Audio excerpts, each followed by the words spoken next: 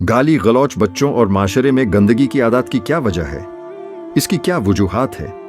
कुरान करीम की क्या हिदायत और अखलाकियात से दूरी है? इसका असल सबब यह है, माँ बाप की जबान से गाली गलौच और फहश बातें सुनता। इसे माँ बाप की औलाद पर छाप इम्पैक्ट पड़ती है। पहले वो तुहफ़ा में पलकर वही गालियां सीखती है जो सुनती है। बुरी सोहबत और गंदे साथियों के साथ उठना बैठना गाली जैसा बनाता है। बच्चों का ऐसे गंदे, बदजबान और फहशगो साथियों से बचाया जाए ताकि वो बदजबानी और बेराह रवि से बच सके। कई मर्तबा गाली उनके साथ प्यार और शरारत जबान इख्तियार करती है और बच्चों को ये बतलाया गया कि फहशगोई और बेहुदापन से शख्सियत बुरी हो जाती है। लोगों में बुग़्ज़ व हसद और कीना व अदावत फैलती है।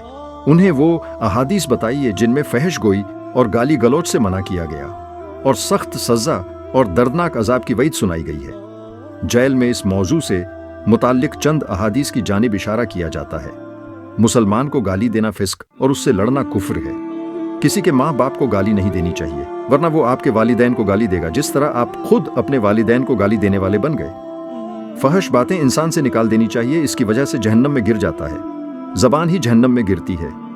मोमिन ताना देने, लानत तान करने वाला, फहशगो और गंदी व बेहुदा बातें करने वाला नहीं होता है।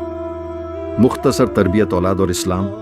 बच्चे जब अच्छे अल्फाज बोलते और प्यारे अंदाज से गुफ्तगू करते हैं तो कितने प्यारे लगते हैं, और अगर गाली गलौच करने पर उतर आए तो गंदे मालूम होते हैं। उनको इस तरह तरबियत देते कि वो बुरे अल्फाज सुनकर तिलमिला जाए। सलफ सालेहीन के बच्चे निहायत बाअदब, मुहज्जब और शाइस्ता थे। एक दफ़ा और फसीह ज़बान बोलते थे कि बाज़ औक़ात बड़ों को भी हैरान कर देते थे। खलीफा हिशाम बिन अब्दुल मलिक के दौर में कहत पड़ा। मुख्तलिफ कबाइल के लोग उनके पास आए। उनमें दौरदास बिन हबीब भी थे जो उस वक़्त 14 साल के थे। लोगों पर खलीफा का रौब पड़ा और वो बात ना कर सके। दौरदास को खलीफा ने बच्चा देखकर कुछ काबिल इल्तिफात न समझा और दरबान को डांटा कि हर छोटा बड़ा मेरे पास आ जाता है। दौरदास समझ गए और फौरन बोले, अमीर उल मोमिनीन, मेरे आपके पास आने से आपकी शान में कोई फ़र्क न पड़ा, बल्कि मुझे शरफ़ ज़ियारत नसीब हो गया। ये लोग बात नहीं करते, अगर मैं कुछ न बयान करूं तो कौन बताएगा? खलीफा ने कहा, बोलो।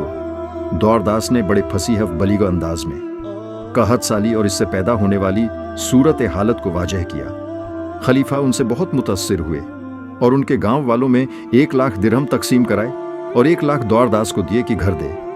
दौरदास ने कहा, अमीर उल मोमिनीन, मेरा इनाम मेरी कौम पर तकसीम कर दें। खलीफा ने कहा, ये बच्चे के हाथ बेच दूं? क्या लोगों की हाजत रवाई ही मेरी तमन्ना और हाजत है?